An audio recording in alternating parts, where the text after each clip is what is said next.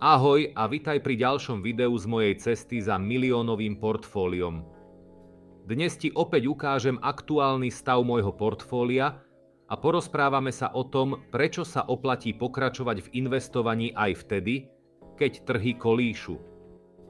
Veľa ľudí čaká na ten správny moment, no práve pravidelnosť a konzistentnosť sú kľúčom k úspechu. Nezáleží na tom, s akou sumou začínaš.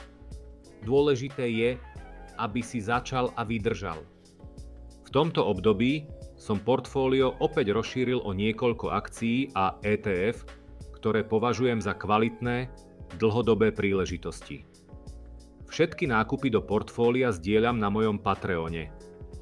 Aj keď trh aktuálne mierne poklesol, a to je úplne v poriadku, portfólio narástlo za obdobie 2 týždňov o zhruba 2%, čo je dvojnásobok ziskovosti oproti indexu S&P 500.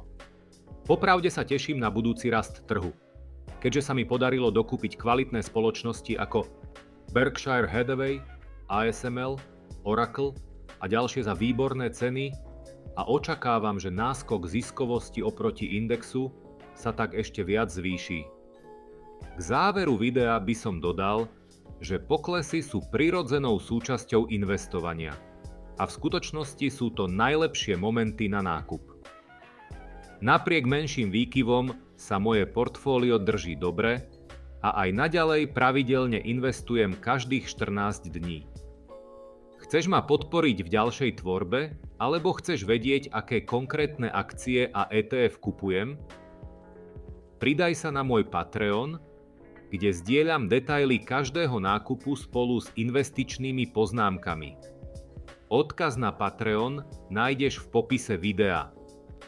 Pamätaj, cesta k miliónu nezačína veľkými sumami, ale malými krokmi a konzistentným prístupom.